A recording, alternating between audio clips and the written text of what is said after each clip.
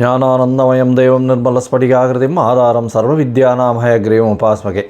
நேயர்கள் அனைவருக்கும் astro KS ஐயங்காரின் பணிவான நமஸ்காரங்கள். வார பலன் 19/8/2024 25/8/2024 வரை உண்டான வாரத்திற்கு என்னென்ன பலன் மேஷம் முதல் மீனம் வரை அப்படின்றத பார்க்கலாம். முதல்ல இந்த வாரத்தினுடைய கோல்சாரம் என்ன, அதற்கு பிறகு இந்த வாரத்தில் வரக்கூடிய விசேஷ நாட்கள் என்ன, அதற்கு பிறகு இந்த வாரத்தில் எந்தெந்த ராசிக்காரர்களுக்கு சந்திராஷ்டம் அப்படின்றத வரிசைப்படுத்தி பார்க்கலாம். முதல்ல இந்த வாரத்தினுடைய கோல்சாரம் அப்படின்னு எடுத்தோமேனால் ரிஷப ராசி, அதாவது காலபுருஷ தத்துவத்தின் 2வது ராசியான ரிஷப ராசியில் செவ்வாயும் குருவும், கடகத்தில் புதன், சிம்மத்தில் சூரியனும் சுக்கிரனும், கன்னியில் கேதுவும், கும்பத்தில் வக்ரகதியான சனி பகவான், மீனத்தில் ராகு. இது இந்த வாரத்தினுடைய கோல்சாரம். சந்திர பகவான் ஸ்ரவண நட்சத்திரம் மகர ராசியிலிருந்து மேஷ ராசி கிருத்திகா நட்சத்திரம் வரலும் போகிறார். அதாவது இந்த வாரத்தில் பார்த்தாலேயானால் மகரம், கும்பம், மீனம், மேஷம் 4 ராசிகள் போகிறோம். இந்த வாரத்தில் வரக்கூடிய விசேஷ நாட்கள்னு பார்த்தாலேயானால் 19ஆம் தேதி அன்றைக்கி ரிக்வேதம் யஜுர்வேதத்தினுடைய உபாகர்மான்னு போட்டிருக்கோம். வேதத்தினுடைய அத்தியனம் செய்யக்கூடிய முதல் நாளாக சொல்லக்கூடியது பூணல் மாத்திப்பா, ரொம்ப பெரிய விசேஷமான நாள், வேதத்தின் ஆரம்ப நாள்னு சொல்லக்கூடியது இந்த உபாகர்மா. 20ஆம் தேதி அன்னைக்கு காயத்ரி ஜபம் எல்லா வேதத்துக்காரர்களுக்கும், அதாவது ரிக் யஜுர் சாம வேதக்காரர்கள் எல்லாருக்குமே அன்றைக்கி காயத்ரி ஜபம் 1008 காயத்ரி ஜபம் பண்ணுறதும், தலையாவணி ஆவட்டம் பண்ணக்கூடிய குழந்தைகள்லாம் இந்த இதுவெல்லாம் பண்ணி அந்த ஹோமகுண்டம் வளர்த்து அதெல்லாம் பண்ணி பண்ணுறது பெரிய விசேஷம். இந்த வாரத்தில் பார்த்தாலேயானால் 22ஆம் தேதி அன்னைக்கு தேய்பிரை சதுர்த்தின்றதெல்லாம் மகா சங்கரஹர சதுர்த்தி வருது. அதை தவிர பார்த்தோம்னா இன்றைக்கி வாஸ்து நாள் வேறு. மத்தியானம் 2:31 4:1 வரலும் வாஸ்து புருஷன் கண் விழிக்கும் நாள். இந்த வாஸ்து புருஷன் அப்படின்றவர் ஒரு வருஷத்துக்கே பார்த்தோம்னா 8 நாள் தான் கண்ணு முழிப்பார். அந்த காலகட்டத்தில் எந்தவித தோஷமும் கிடையாது, நிர்தோஷமற்ற நாள் அப்படின்னு சொல்லக்கூடியது. திதி வாரம் சூன்யம் எந்த ஒரு இதுக்கும் கட்டுப்படாது. அதாவது ராகுகாலம் யமகண்டம் அந்த ஒரு விஷயங்கள் எதுவுமே வராது. நட்சத்திரம் எந்த ஒரு தியாஜ்யம் அதெல்லாம் எதுவுமே வராது. அதனால் அந்த காலகட்டத்தில் எந்த ஒரு கிரக பிரவேசமோ இல்லைன்னா மனை அடிகோல் படுறதோ இது ஒரு பெரிய ஏற்றத்தை கொடுக்கும். அதுலேயும் 2:31 4:01 அப்படின்னும்போது அதை 5ஆக பிரித்து 18 நிமிஷமாக பிரிச்சிருப்பாள். வாஸ்து புருஷன் கண் விழித்து, அதாவது அவர் காலை கடன்கள் முடிக்கும் நேரம் ஒரு 18 நிமிஷம், அதற்கு பிறகு குளிக்கக்கூடிய நேரம் 18 நிமிஷம், அதற்கு பிறகு சாமி பூஜை செய்யக்கூடியது ஒரு 18 நிமிஷம், அதற்கு பிறகு அவர் போஜனம் செய்கிறதும் 18 நிமிஷம், அதற்கு பிறகு தாம்பூலம் தரித்தல் 18 நிமிஷம் அப்படின்னு 18 5 வகையாக பிரிச்சிருப்பாள். இதில் தாம்பூலம் தரிக்கும் நேரமும் போஜனம் செய்யும் நேரமும் அதீத உகந்தது அப்படின்னு சொல்லக்கூடியது. அதாவது 4:01 - 36 நிமிஷம் அப்படின்னு பார்த்தாலேயானால் கிட்டத்தட்ட 3:25 ஒரு 36 நிமிஷத்துக்கு ஒரு மிகவும் ஏற்றமான காலம் மத்தியானம். இந்த காலகட்டத்தில் ராகு காலம் இருந்தாலும் சரி, யமகண்டம் இருந்தாலும் சரி, குளிகை இருந்தாலும் சரி, எந்த ஒரு விஷயம், அதாவது நட்சத்திரம் சரி வரல அப்படின்னாலும், அஷ்டமி நவமியாக இருந்தாலும் சரி, எந்த ஒரு விஷயத்திற்கும் அது கட்டுப்படாது.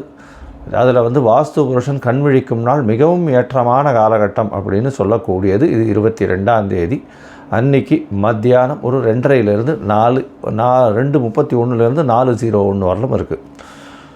அடுத்தது பார்த்தாலேயானால் இந்த வாரத்தில் 25ஆம் தேதி அப்படின்னு பார்க்கும்பொழுது சஷ்டி திதி வருது. சஷ்டி விரதம் இருக்கக்கூடிய காலகட்டம். அதாவது முருகனுக்கு வேண்டிக் கொண்டு சஷ்டியில் விரதம் இருந்தால் அகப்பையில் வரும் அப்படின்னு குழந்தை பிராப்தி ஏற்படக்கூடிய பாக்கியம் நிச்சயமாக கிடைக்கும் அப்படின்றது. இது தேய்பிரை சஷ்டி.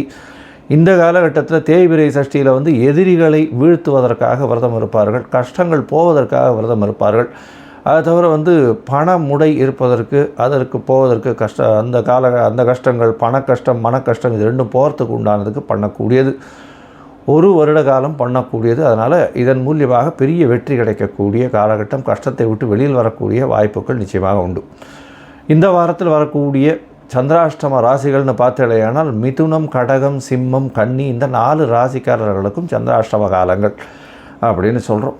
இந்த சந்திராஷ்டம காலகட்டத்தில் உங்களுக்கு, அதாவது சந்திர பகவான் மதிகாரகன் 8ஆம் இடத்தில் மறையக்கூடிய காலகட்டம். 8ஆம் இடத்தில் சந்திர பகவான் உங்களுடைய பிறந்த ராசிக்கு இருக்கும்போது சந்திராஷ்டமம். அதனால் மதிகாரகன் மறைந்திருக்கக்கூடிய காலகட்டத்தில் சந்திராஷ்டமம்னு சொல்லக்கூடியது. சந்திராஷ்டமத்தின் காலகட்டத்தில் பார்த்தலையானால் உங்களுடைய அதாவது முடிவுகள் தவறாக போகக்கூடிய வாய்ப்புகள் உண்டு. புதிய முயற்சி வேண்டாம், வெளியூர் வெளிநாளில் பிரயாணம் வேண்டாம்னு சொல்கிறோம். ஏன்னா அதாவது புத்திகாரகன், அதாவது மனக்காரகன், அவரே மனக்லேசமடையக்கூடிய காலகட்டமாக அமையும். அதனால் சந்திராஷ்டம காலகட்டங்களை தவிர்க்கிறது ரொம்பவும் நல்லது எந்த ஒரு முடிவு எடுக்கிறதுக்கும் அப்படின்னு சொல்கிறோம். ஒருவேளை எடுக்க வேண்டிய கட்டாயம் இருந்ததுன்னா சந்திர பகவானுக்கு உண்டான எளிய பரிகாரம்னு சொல்லக்கூடிய அல்லி மலர் அருகில் இருக்கக்கூடிய சிவன் கோயிலில் கொண்டு போய் கொடுத்துட்டு அவங்க காரியத்தை பண்ணுங்கோ. அது சந்திராஷ்டமத்தின் தாக்கத்தை குறைக்கும்.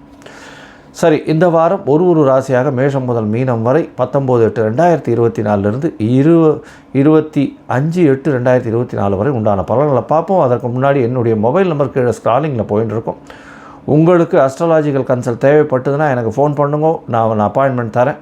அதாவது உங்களுடைய date, time, place of birth, உங்களுடைய பெயர், தாய் தகப்பனார் பெயர் நீங்கள் அனுப்பிச்சாலேயானால் உங்களுடைய ஜாதகத்தை போட்டு அதில் சந்திரனுக்கு சந்தி இருக்கா, லக்ன சந்தி இருக்கா, ராசி சந்தி இருக்கா, நட்சத்திர சந்தி இருக்கா, இதெல்லாத்தையும் பார்த்துட்டு அதற்கு பிறகு உங்களுடைய தசாபுக்தி, அந்தரம், சூக்ஷ்மம் இதெல்லாத்தையும் பார்த்துட்டு இன்றைய கோல்சார நிலை பிரகாரம் உங்களுடைய கஷ்டகாலங்கள் எப்படி இருக்குது, உங்களுடைய கஷ்டத்துக்கு என்ன வழி அப்படின்றதையும் சொல்கிறேன். என்னுடைய கட்டணம் என்னன்றதையும் தெரிவிக்கிறேன். அந்த கட்டணத்தை போட்டுட்டு அதுக்கப்புறம் நீங்கள் அப்பாயின்மெண்ட் வாங்கிக்கோங்க. இப்போது மேஷம் முதல் மீனம் வரை 19/8/2024 25/8/2024 வரை உண்டான காலகட்டத்திற்கு ஒரு ராசியாக பார்க்கலாம். விருச்சிகம், விசாகம், மனுஷம், கேட்டை இந்த 3 நட்சத்திரம் 9 பாதங்களை கொண்ட ராசி. ராசியின் அதிபதி செவ்வாய் பகவான் ராசிக்கு 7ஆம் இடத்துல இருக்கிறது விசேஷம். திருமணத்திற்கு பார்த்து கொண்டிருக்கக்கூடிய விருச்சிக ராசிக்காரர்களுக்கு கண்டிப்பாக திருமண பாக்கியம் ஏற்படக்கூடிய வாய்ப்புகள் நிச்சயமாக உண்டு. சமசப்தமத்தில் குரு பகவான் உங்களுடைய ராசியில் பார்க்கறது நல்ல ஒரு ஏற்றத்தை கொடுக்கும். பார்ட்னர்ஷிப் தொழிலில் பெரிய ஏற்றம் கிடைக்கக்கூடிய காலகட்டம். அது தவிர நண்பர்கள் விஷயத்தில் நல்ல ஒரு ஏற்றம் கிடைக்கக்கூடிய, நண்பர்கள் மூலியமாக நல்ல ஒரு ஏற்றம் கிடைக்கக்கூடிய காலகட்டமாக இந்த வாரம் அமைய போகிறது. உங்களுடைய ராசிக்கு 4ஆம் இடத்துல சனி பகவான் இருக்கிறதுனால, வக்கரகதியில் இருக்கிறதுனால தாயின் உடல்நிலையில் சற்று பின்னடைவு இருக்கக்கூடிய வாய்ப்புகள் நிச்சயமாக உண்டு. அலைச்சல் கொஞ்சம் அதிகமாக இருக்கும். இந்த வாரத்தில் பார்த்தாலேயானால் வியாபாரம் பண்ணுறவாளுக்கெல்லாம் அலைச்சல் கொஞ்சம் அதிகமாக இருக்கும்.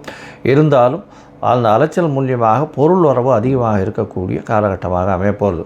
உங்களுடைய ராசிக்கு 5ஆம் இடத்தில் இருக்கக்கூடிய ராகு பகவான் மூலியமாக சிறு பிரச்சனைகள், உங்களுடைய புகழுக்கு களங்கம் ஏற்படக்கூடிய வாய்ப்புகள் நிச்சயமாக உண்டு. குழந்தைகள் மூலியமாக சற்று பின்னடைவு ஏற்படக்கூடிய வாய்ப்புகள் நிச்சயமாக இருக்கும். உங்களுடைய ராசிக்கு 9ஆம் இடத்துல தனித்த புதன் இருக்கார். 8ஆம் அதிபதி 9ஆம் இடத்துல போய் இருக்கார். அதன் மூலியமாக உங்களுக்கு மறைந்த இடத்துலேருந்து திடீர் செல்வம் வரக்கூடிய வாய்ப்புகள் நிச்சயமாக உண்டு. அது தவிர வெளிநாடு வெளியூர் போய் படிக்கணும்னு பார்க்கலன்னா நிச்சயமாக உங்களுக்கு வெளிநாடு போய் படிக்கக்கூடிய பாக்கியம் நிச்சயமாக கிடைக்கும். உங்களுடைய ராசிக்கு 10ஆம் இடத்துல பார்த்தாலேயானால் சூரியனும் சுக்கிரனும் சூரியன் ஆட்சி பெற்று போய் சுக்கிரனோடு சேர்ந்து இருக்கிறது பெரிய விசேஷம். இதன் மூலியமாக பார்த்தாலேயானால் அதாவது சுக்கிர பகவான் உங்களுடைய ராசிக்கு அதாவது 7-12 அதிபதி அவர் 10ஆம் இடத்துல போய் இருக்கிறதுனால பார்ட்னர்ஷிப் தொழிலையும் சரி, சொந்த தொழிலையும் சரி திடீர் பண வரவு, பெரிய ஏற்றம், புதிய ஆர்டர்கள்லாம் கிடைக்கக்கூடிய வாய்ப்பு நிச்சயமாக இருக்கும். அதுவும் அரசாங்கம் சம்பந்தப்பட்ட கான்ட்ராக்ட்ஸு அந்த மாதிரியான விஷயங்கள் கிடைக்கக்கூடிய காலகட்டமாக அமைய போகிறது.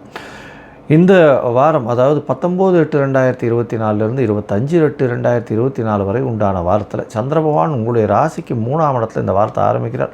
19ஆம் தேதி மாலை ஒரு 8:30 மணி வரலும் இருக்கக்கூடிய சந்திர பகவான் ஒரு பெரிய ஏற்றத்தை கொடுக்க போகிறார். உங்களுடைய இளைய சகோதரி மூலியமாக நல்ல ஒரு ஏற்றம் கிடைக்கக்கூடிய காலகட்டமாக இருக்குது. எழுத்து பணியில் இருக்கிறவாளுக்கு நல்ல ஒரு ஏற்றம் கிடைக்கும். திடீர் ரெக்கக்னிஷன் கிடைக்கக்கூடிய வாய்ப்புகள் நிச்சயமாக உண்டு. உங்களுடைய ராசிக்கு 4ஆம் இடத்துல சந்திர பகவான் போகிறார். 4ஆம் இடத்தில் சந்திர பகவான் போகும்போது பார்த்தாலேயானால் திக்பலம் அடைகிறார். அதன் மூலியமாக உடல் நலத்தில் நல்ல ஒரு ஏற்றம் இருக்கும். அதை தவிர 9ஆம் அதிபதியே 4ஆம் இடத்துல இருக்கிறதுனால தந்தையின் உடல் நிலையில் நல்ல ஒரு ஏற்றமும், தாயின் உடல் நிலையில் நல்ல ஒரு ஏற்றமும் இருக்கக்கூடிய காலகட்டமாக அமைகிறது.